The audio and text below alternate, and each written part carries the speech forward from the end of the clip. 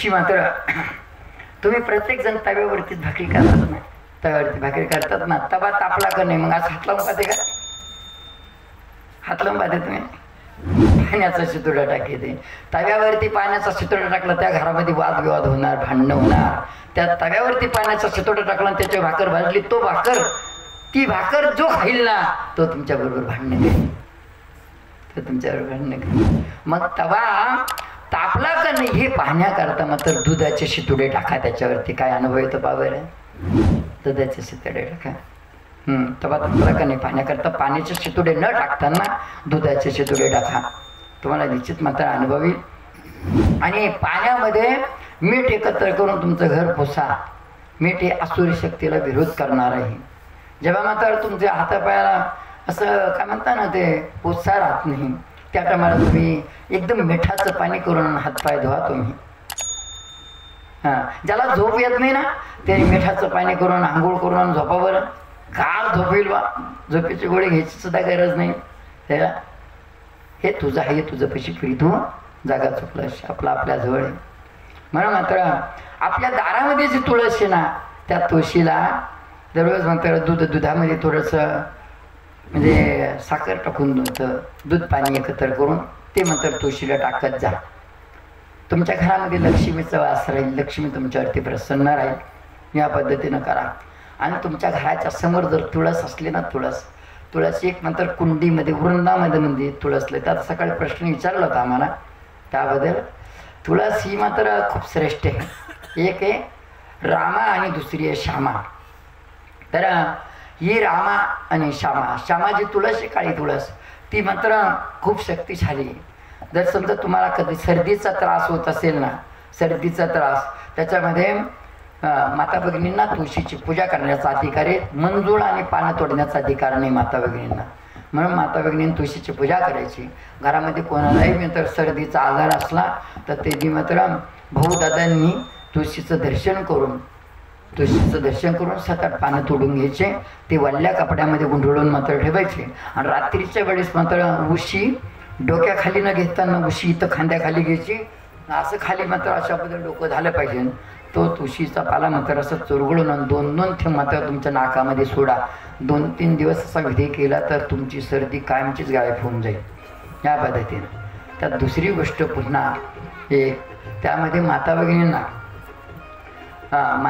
घरचा काही बी त्रास होतो ना, असं चिडचिड भांडणं होते.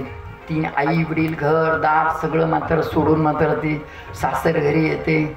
आता तिनं तिचं दुःख सांगावं कोणाला, परंतु मात्र घरच्यांना सांगितलं तर घरची मात्र उजरवतील. मायागिरी सांगितलं घरचे उजरवतील ना. मग तुम्ही सांगितलं घरी म्हणून तुम्हाला पुन्हा त्रास देतील आणखीन. त्याच्यापेक्षा तुमचं दुःख मात्र तुळशीपाशी सांगा. अनेक संकल्प करत जा. तुळशीची पूजा केल्याशिवाय मात्र मी जेवण करणार नाही, तुळशीला नैवेद्य दिल्याशिवाय मी जेवण करणार नाही, असा संकल्प करा. संध्याकाळच्या टायमाला तुळशीपाशी 3 देव आणि 3 देवांच्या शक्ती असतात. ब्रह्म विष्णू महेश आणि त्यांच्या लक्ष्मी असतात. तुळशीपाशी दिवा लावायचा, नंतर घरात दिवा लावायचा. तुळशीपाशी नैवेद्य द्यायचं, नंतर मात्र घरामध्ये नैवेद्य द्यायचा. या पद्धतीने असं जर केलं सकाळी पण मात्र तशाच पद्धतीनं करा. निश्चित मात्र तुमचं दुःख मात्र दूर होईल. त्यामध्ये बरेचसे विधी आहे त्यामध्ये, पण आपल्याला थोडंसं शॉर्टकटमध्ये जायचं आहे.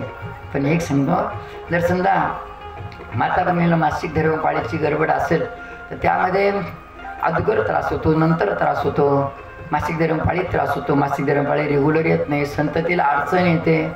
मासिक धर्म पाळी रेग्युलर आली, मोकळी आली तर संततीची अडचणच खतम होईल. परंतु मात्र हे सगळं चक्र बिघडून जातात. म्हणून त्याच्याकरता मात्र हे तुळशीपाशी मात्र पूजा करा. का रेग्युलर पिरियड आला पाहिजे त्याच्याकरता हरभऱ्याच्या डाळीचे 7 दाणे, त्यामध्ये मासिक धर्म पाळीच्या 7-8 दिवस अगोदर तुळशीची पूजा करायची. एक सुपारी विधी करून देत असतो आम्ही. सुपारी नाही मिळाली वेळेवरती आमच्याकडून तरी 1 रुपयाचा ठोकळा ठेवून पूजा करा तिथं गणपती बाप्पा म्हणून. तर त्या ठिकाणी पूजा करून घ्यायची तुळशीची. एक चिठ्ठीवरती लिहायची तुमची काय समस्या आहे. मासिक धर्मपाळीच्या अगोदर त्रास होत तर तसं लिहा, मासिक धर्मपाळीत त्रास होत असेल तर तसं लिहा, त्याच्यानंतर त्रास होत असेल तसं लिहा, अंगावरती जात असेल ते लिहा, जी काय समस्या असेल ते लिहायचं आणि त्या पद्धतीनं मात्र तुळशीची पूजा करून घ्यायची. पाणी टाकून हळद कुंकू वाहून त्या 1 रुपयाची पूजा करा. सुपारी मिळाली दैवयोगानं तर सुपारीची पूजा करा आणि बस अशा पद्धतीने करून ती चिठ्ठी वाचून तुळशी मातेला तुमचं घरवणं सांगा. नंतर मग मात्र तुम्ही 1-1.5 तास तुमच्या श्रद्धा विश्वास असणाऱ्या देवी देवतेचं मंत्राचं चिंतन करा. नाहीतर ओम जनार्दनाय नमः किंवा ओम सोमेश्वराय नमः या मंत्राचा जप करा. 1-1.5 तासानंतर मात्र पुन्हा मात्र तुळशीचं दर्शन करायचं आणि त्या पद्धतीनं मात्र चिठ्ठी वाचायची आणि तिथंच मात्र मधलं बोट असं खाली टोचून मात्र तो 1 रुपया तिथं बुजून द्यायचा. जेव्हा मात्र 7-8 दिवस अगोदर तिथं आपण मात्र 7 दाणे हरभऱ्याचे ठेवले ना, तिथं अशा पद्धतीनं पाणी फिरवायचं. पाणी फिरून मात्र दर्शन करायचं. ते दाणे आपण उचलून घेतले. नंतर भाऊदादांनी तुळशीचं दर्शन करून 3 पानं तोडून घ्यायचे. 3 पानं तोडून घ्यायचे, ते पानं धुवून घ्यायचे आणि त्यातमध्ये सकाळी लगेच मात्र ते दाणे चावून घ्यायचे. तुळशीचं पान मात्र खाताना दात लावायचे नाही. दात लावले तर खूप मोठा दोष लागतो. म्हणून मात्र तुळशीचं पान चुरगळून घ्यायचं. पहिले 2 दाणे टाकून घ्यायचे. ते 2 दाणे चावून बारीक झाले का ते चुरगळ केलेला पाला मात्र चटकन मात्र गिळून घ्यायचा. सकाळी 2 दाणे 1 पान, दुपारी 2 दाणे 1 पान आणि सायंकाळी 3 दाणे 1 पान अशा पद्धतीनं 7 दाण्यांचा उपयोग करायचा. आणि आता तिथून पुढं तुम्हाला मात्र ते रुपयाची त्या सुपारीची पूजा करायची गरज नाही.